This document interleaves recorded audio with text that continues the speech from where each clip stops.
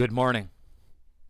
On March 4th, 1829, Andrew Jackson was finally inaugurated as President of the United States.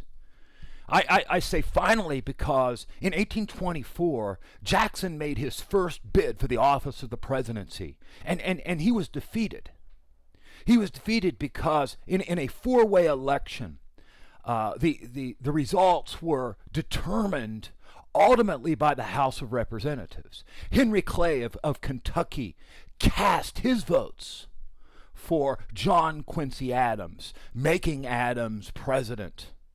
And Jackson walked away from that day, and he believed truly that he had been robbed. And so Jackson and his supporters from 1824 to 1828 will remain organized, and they will constantly be campaigning for their man, Andrew Jackson. And so in 1829, in March of 1829, their efforts were rewarded. Jackson arrived in Washington, D.C. It was a very, very cold day in March of 1829. Jackson was dressed in black, still in a state of mourning, mourning the loss of his wife, Rachel, his beloved wife, Rachel.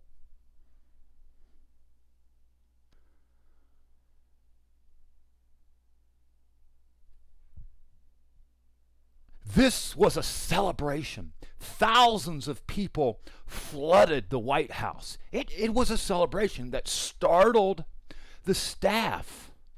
They saw these numbers of people, these businessmen, these frontier folks, these small farmers who were flooding the Capitol to see Andrew Jackson being inaugurated as President of the United States. Andrew Jackson was seen as the representative of the people. He was seen as the common man. And this is something that is going to endear him to most Americans. People had different views in regard to seeing these people pouring into the Capitol. As I said, it did startle the White House staff. Okay, seeing all of these people flooding into the Capitol, standing on chairs that were 70 years old, knocking over vases. In fact, what a number of the butlers did is they took the alcohol, Swampy Ridge Skullbuster, in barrels, and they put it outside on the White House lawn, and all the people gravitated towards the Swampy Ridge Skullbuster, and then they locked up the Capitol. They locked up the White House to keep the people out. But nonetheless, I mean, people are going to be amused by this spectacle. And one senator that I can think of, the wife of a senator that I can think of, wrote in her diary. She made in the same diary 2 entries in regard to the inauguration. She said, "These are enlightened freemen." But soon thereafter, making that statement, she referred to them as a noisy and disorderly rabble. One United States senator, baffled by this invasion of people from the frontier, said, "This is like an inundation of northern barbarians into Rome." Andrew Jackson, President of the United States and the representative of the people.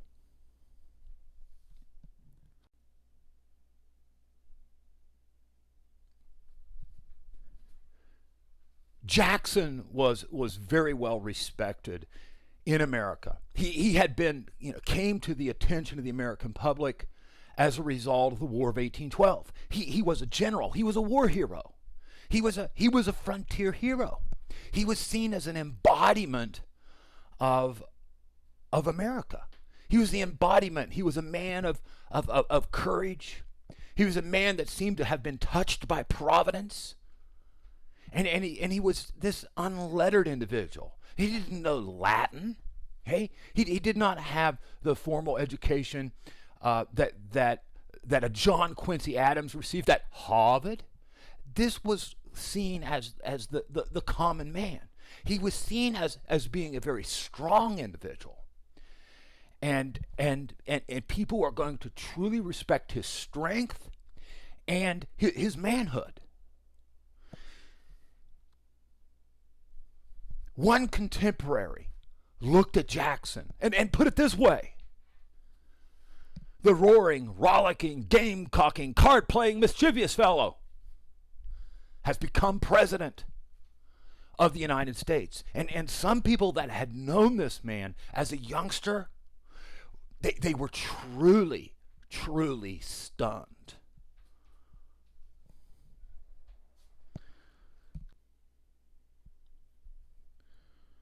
The most important thing about the election of Andrew Jackson is that it ushered in the development of the second party system. You have read about the first party system, and I have mentioned the first party system as well. The first party system that involved those Hamiltonian Federalists and the Jeffersonian Democratic Republicans. Okay, that's the first party system. It's going to be during the age of Jackson that we're going to see the development of the second party system. And there's going to be some continuity here with the earlier age. One thing that you should note about the development of this second party system is that the electorate is going to expand incredibly. Large numbers of people are going to be able to participate in democratic politics. The reasons are numerous, but I'll point to a few of them. Number one, the property qualification had been eliminated or reduced in a number of the states. Property qualifications had been reduced in a number of the states, and so this is going to open the door for popular participation. New states are going to be admitted to the Union. New states in the West in the 1840s and 1850s are going to become accepted into the Union, and the result is going to be that's going to be that will be a new source of peoples that will be able to participate in democratic politics. The eastern states as well are going to undergo reform, are going to undergo change. Connecticut in the 18 teens, New York, for example, New Jersey. I mean, they are going to make political changes that will enable larger numbers of Americans to participate in American politics. And I might also add, at the same time that you're seeing the suffrage expanded in the North, you will see a retraction for the blacks of the North. In other words, as there is this irony that while the electorate is being expanded for white voters in the North, it is being retracted for black voters in the North. At the same time, this age of Jackson represents the flooding of peoples into presidential elections. I mean, for the first time, you're going to see the presidential elections open directly to the voters. I mean, no longer will presidential politics be determined by electors. They will be determined by the people. And the turnout is going to be incredible. People loved politics. In the 1840s, you're going to see voter turnout being very, very high. I mean, people believed in the right to vote. And it's going to zoom. I mean, we're going to go into the 1840s, 1850s, 1860s, and well up until, say, the 1880s, 1890s, and where you're going to see voter turnout that's going to topple up at about 80%. I mean, these are remarkable numbers. People loved politics. And there's going to be a massive mobilization of voters. I mean, the parties are going to take this seriously, and you are going to see folks who are going to go out and attempt to mobilize and to get their voters to the polls to vote on election day. Politics is exciting business in the 19th century.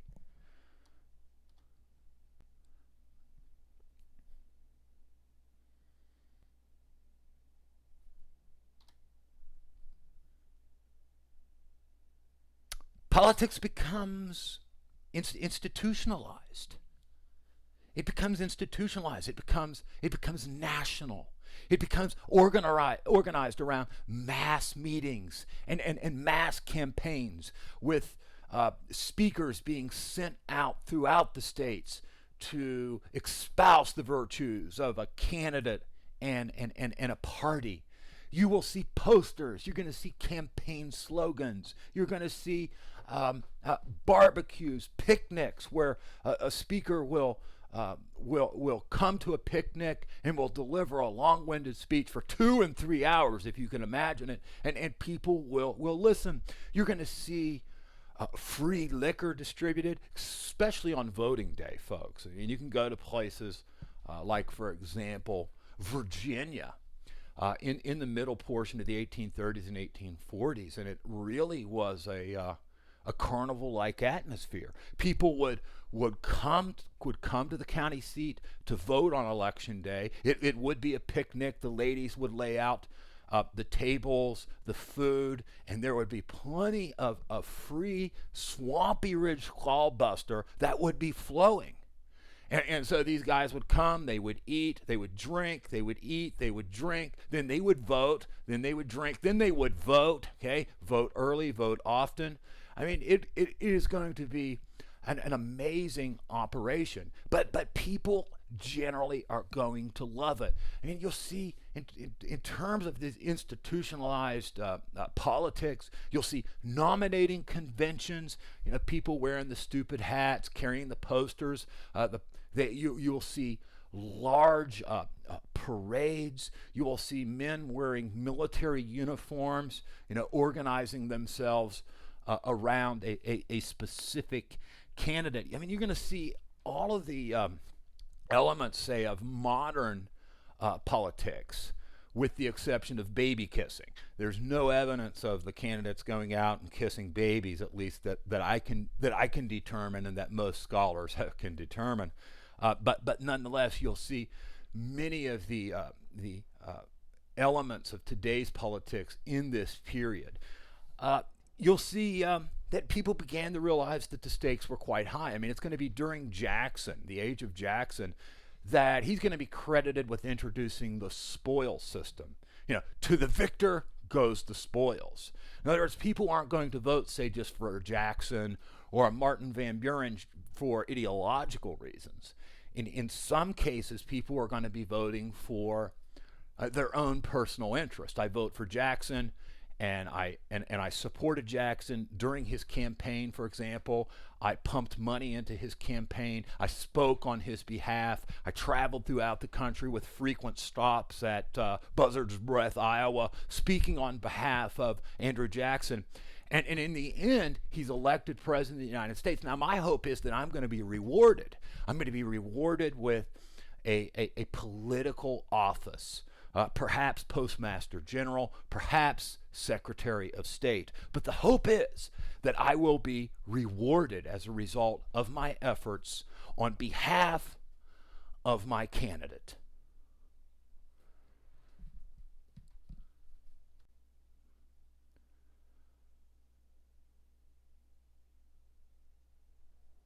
Now, there's another element here as well that we see emerging during the age of Jackson, and that is politics becomes a profession. Politics becomes a way for a person to be upwardly mobile. Case in point, Martin Van Buren. Martin Van Buren was the son of a saloon keeper, a son of a tavern keeper in New York. Martin Van Buren becomes an attorney and quickly involves himself in New York politics. He develops a reputation as being a master tactician, orchestrating campaigns at the local level, and from there he will become uh, quickly beholding to the Democratic Party for his political success. And the result is that Martin Van Buren will be very loyal to the Democratic Party throughout his political and professional career.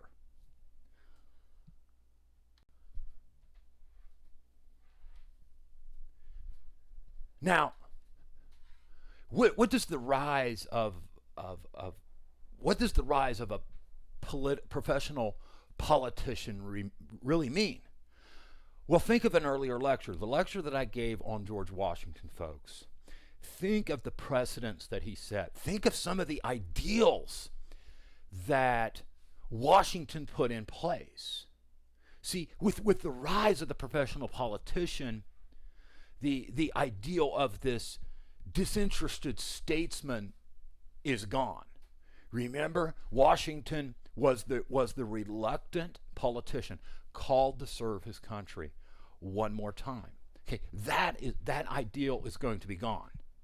That is going to be gone. What you're going to see in American politics in the 19th century, you're going to see the rise of the ambitious. You're going to see the rise of scheming individuals who are looking to get ahead. Okay, they recognized that the political system offered a lot of opportunities. It offered a lot of opportunities for them personally, and they'll understand that that's a way to be upwardly mobile. And so they saw that there was a lot at stake within the American political system. And so these professional politicians will take advantage of this system and will work it well.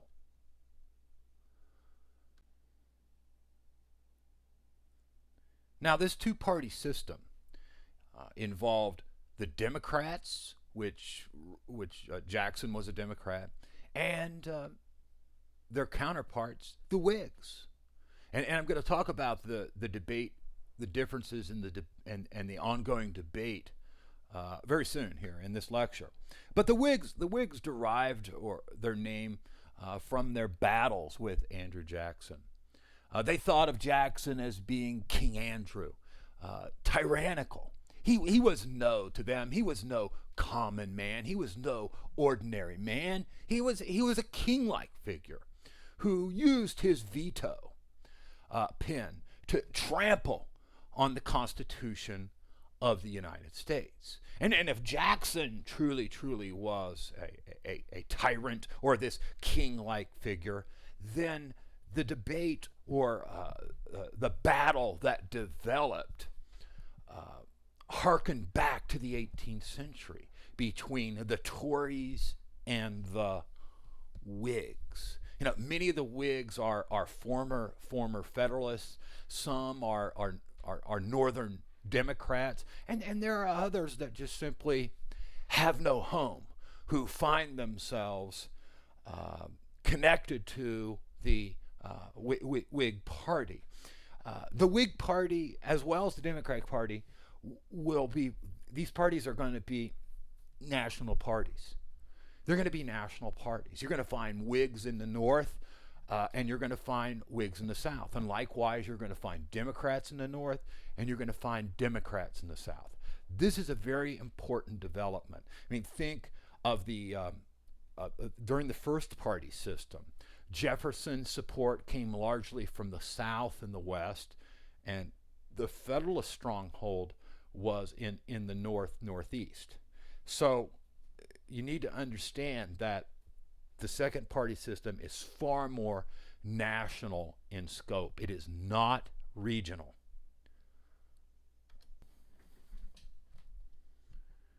Now, were there any differences between the two major parties? And I would have to say yes. The Democrats believed in the manifest destiny, that the United States should expand across space, that she should acquire territory in the West. The Democratic Party had a commitment and a belief in limited government. The Jeffersonian dictum that the government that governs least governs best. And in connection with that vision, they also believed that the federal government had no right to invest or intervene in the moral sphere. The moral issues of the day, things like temperance and education. According to the Democratic vision, the federal government had no right to involve itself in that sphere. Democratic Party will derive most of its support from alienated laborers, some farmers, and rising entrepreneurs. The Whigs, on the other hand, will believe in or will be committed to a vision that promotes growth across time. In other words, they saw the United States as growing and emerging from an agrarian society to one of an industrial society. And as such, they will be committed to such issues as the protective tariff or internal improvements, bridges, roads, railroads. And they truly believed that you could use the federal government. I mean, they had no qualms about using the federal government to engineer change. And as such, they believed that the federal government had every right to invest itself or inject itself into the moral sphere. In other words, the government should set the moral example, and it should invest itself or inject itself into the area of morality. The Whig Party largely derived its support from business people, and so those are the two the differences between the two major parties. Now, there's an interesting paradox here. The Democratic Party will win national elections time and time again. The Democrats will win the office of the presidency 6 out of 8 times. Whig Party will win the office of the presidency only twice. William Henry Harrison will be elected to the office of the presidency, and he will die in office and will be replaced. And the second Whig president during this age of Jackson will be Zachary Taylor, a war hero.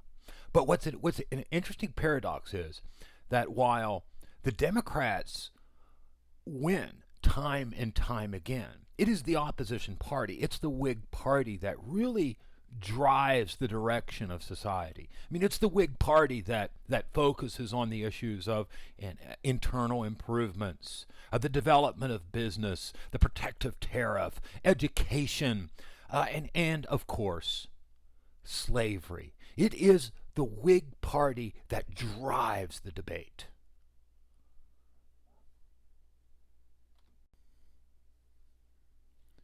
Now, there are two events that really characterize the Jackson administration. The first of these events is the debate over the Second National Bank. Now, the Second National Bank was chartered in 1816, and the charter was up in 1836, and it was going to have to be revoted on by the Congress. Now, what was the role of the Second National Bank? Well, it was pretty much as Alexander Hamilton had envisioned. It had controlled the money supply. It regulated state banks, made state banks have a certain amount of specie on hand before the states could actually issue paper money. It will be the Second National Bank that will make loans for, and so what that means is they're going to be able to control business interest, commercial investment, and those sorts of issues. I mean, issues that the Whig Party, which was an adherent or committed to the Second National Bank, believed in. Now, Jackson, on the other hand, as a Democrat, hated banks. He thought that the banks placed too much power in the hands of a few people. Now, banks in and of themselves might be fine if they were on the local level, but the way he saw the Second National Bank is that the Second National Bank was controlled by the Northeasterners, those Northeastern businessmen. And he thought that that just opened up a whole range of opportunity for corruption. And it gave the Northeast the opportunity to exploit the South. And so you start seeing something of the sectional tensions being expressed within the debate over the Second National Bank. Jackson believed also that the Second National Bank was in fact unconstitutional. What's interesting is the Supreme Court had ruled earlier that the bank was in fact constitutional. And Jackson just simply refused to accept that decision. In 1832, the Whig Party will decide to bring the bill up to recharter the bank early. They thought what they could do is, since this was it was a campaign year, it was an election year, they thought what they could do is they could bring the bill up early and force the President of the United States to take a stand on the Second National Bank. I mean, knowing full well that Jackson was opposed to the Second National Bank. So the bill passes Congress, and it goes to Andrew Jackson. Jackson vetoes the bill, and the plan is to just simply use that against him. Now, Jackson makes the argument that he's protecting the American people. He did not believe in the Second National Bank. He believed that the Second National Bank was in fact unconstitutional, and so therefore he believed that he was protecting the American people. What the Whigs will do is they'll say things like, for example, while Andrew Jackson says that he believes in limited government, he is very quick to use the veto. He's very quick to use the veto to carry out his own personal beliefs. And a debate or battle will ensue. And political battles for Andrew Jackson will in fact be personal. Jackson tended to personalize all political fights. One contemporary noted in the debate over the Second National Bank that Jackson was like a caged lion, biting at the bars of his cage, and that, I think, that is a pretty appropriate observation. Jackson was a fighter. He knew how to fight. That's where he had, the man had fought duels a number of times throughout his life, and he was a war hero. He knew how to fight, and so political discussions or political debates, he tended to really personalize. He tended to personalize and tended to look at them as duels, if you will. In his diaries, he wrote that. In his diaries, he expressed this interpretation. He referred to the bank as a monster bank. He said, the bank, this monster bank, is out to destroy me, but I will destroy it. Jackson was a fighter. And Jackson consistently, continuously, throughout his 2 terms in office, will take political debates and he will personalize them. A case in point, which likewise characterizes Jackson's tenure in office, would be the Peggy Eaton affair.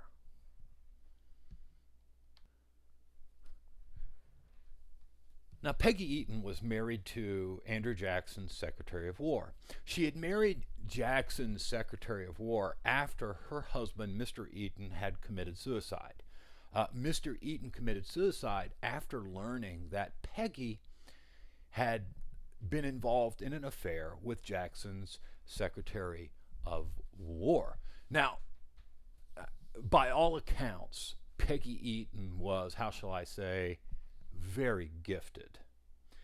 And the other ladies, the wives of Jackson's cabinet, were very, very hard on her. She isn't going to be accepted into the inner circle. She was seen and portrayed as an outsider, a low woman, a harlot. And there's going to be a lot of rumors that will be spread about or circulated about Peggy Eaton by these ladies. Now, this drove Andrew Jackson mad. I mean, it brought up the pain of his life when his wife, Rachel, had been accused of being an adulterer. And so it really resurrects that pain in his life. And Jackson liked Peggy Eaton. He liked her a lot. And it got to the point where Jackson refused, because of the way that Peggy Eaton was treated, that Jackson refused to call cabinet meetings.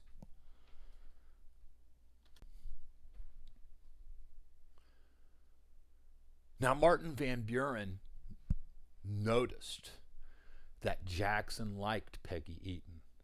And Martin Van Buren, the professional politician, the schemer, was very, very nice to Peggy Eaton.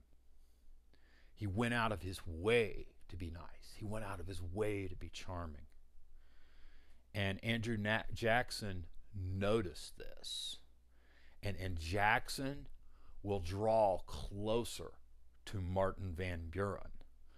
On the other side of the spectrum, the Peggy Eaton affair and John C. Calhoun's wife's treatment of Peggy Eaton will contribute to Jackson's hatred of John C. Calhoun. I bring up the debate to recharter the National Bank and the Peggy Eaton affair to illustrate that it was very hard for Andrew Jackson to separate his personal battles from politics, because Andrew Jackson tended to personalize all the political debates in his life. And both of these events are illustrative of Andrew Jackson's vision or view of politics. Enjoy life and good day.